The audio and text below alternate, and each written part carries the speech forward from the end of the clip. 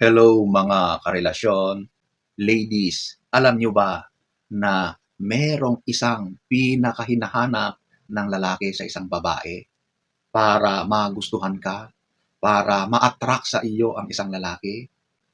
Ito yung tinatawag na X-Factor.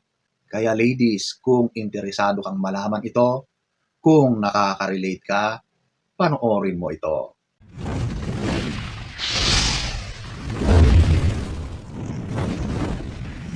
Pero bago tayo tumuloy, ano nga ba yung X-Factor?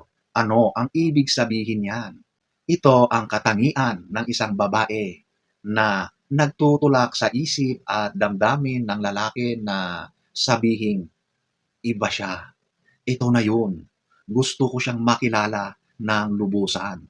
Ito yung pagkakakilanlang or essence ng isang babae na nagiging dahilan kung bakit siya ang napupusuan sa gitna ng libo-libong kababaihan.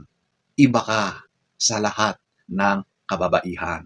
So para mas maiintindihan natin, ito yung ilang mga katangian na dapat meron ka para masabing meron kang X-Factor.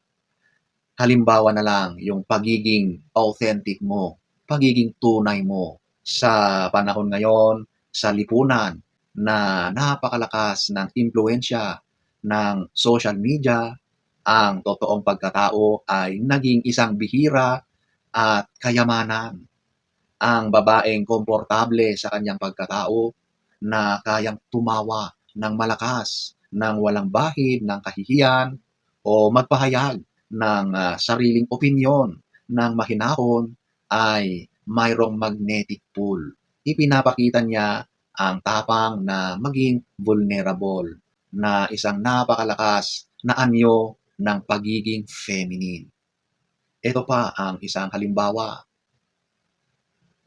yung meron kang joy at peace. Ang babaeng nagdadala ng liwanag at kapayapaan sa paligid niya. Hindi siya palaging masaya, hindi siya laging tumatawa, ngunit may sense of inner peace na nakakahawa para sa lalaking laging nakikipagbuno sa pressure ng pagiging provider at tagapagtaguyod. Ang babaeng kayang magbigay ng ginhawa sa mga simpleng paraan, isang mainit na ngiti, isang tahimik na pagkumpirma, ang kalmadong presensya ay parang oasis sa gitna ng mundong punong-puno ng problema. So, eto, ating hihimayin ang ilan pang mga nagpapakita na ikaw ay merong X-Factor. Ang paraan ng pagtingin, ang iyong mga titig na kayang magpahayag ng pag-unawa, ang spark ng iyong mga mata. Nagpapakita ito na interesado ka sa kanya, nakikinig ka sa kanya. Eto pa, ang natural na kilos at mga galaw. Ito yung mga kapag magkasama kayong dalawa ay natural ang mga pagkilos mo. Hindi ka yung tipong umaarte, yung parang pinipilit mo na maging normal kahit hindi ka naman komportable. So para sa isang lalaki, mas maa-attract siya sa iyo kapag ang pakikitungo mo sa kanya ay normal. Meron kang tiwala sa sarili mo. Hindi ka nagpapanggap.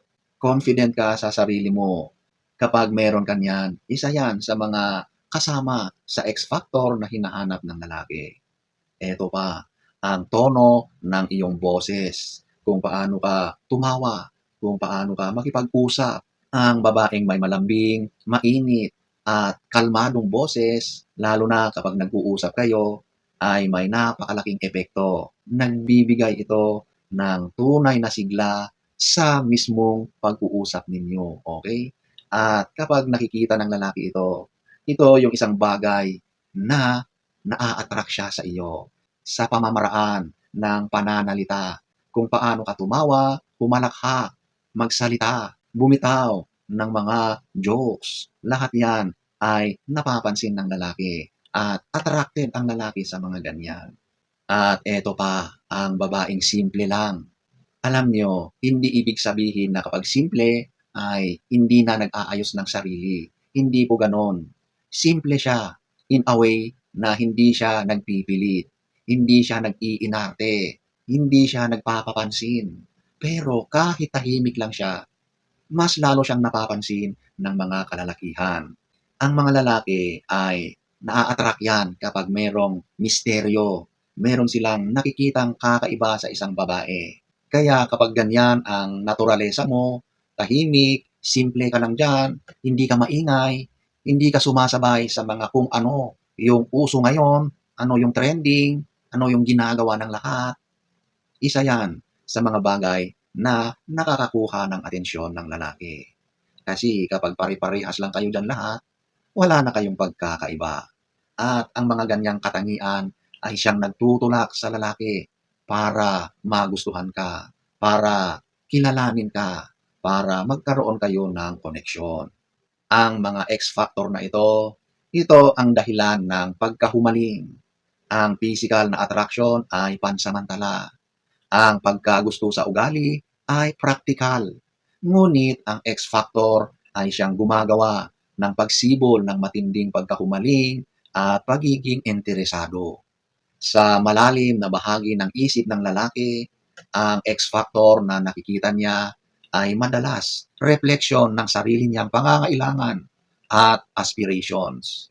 Para sa isang lalaki na handang mag-settle down, ang tanong ay, makakatagal ba ako sa kanya habang buhay? Kung taglay ng babae ang ganitong mga X-factor, tiyak ito na yung inaasam ng lalaki na maging katuwang habang buhay. So, ito ang mga mahahalagang paalala. Hindi ito pagpapanggap. Ang pinakamalaking kalaban ng X-factor ay ang pagiging plastic o pilit. Ito ay natural na lumalabas kapag ikaw ay tunay na masaya at komportable sa sarili mo. Iba't iba ang bawat lalaki. Iba't iba rin ang kanilang pamantayan. Iba't iba rin ang hinahanap na faktor para magustuhan. So maaring sa isang lalaki, iba ang nakikita niya. Iba rin ang nakikita ng ibang lalaki. Sa huli, ang X-factor ay ang natatanging tatak ng iyong pagkatao.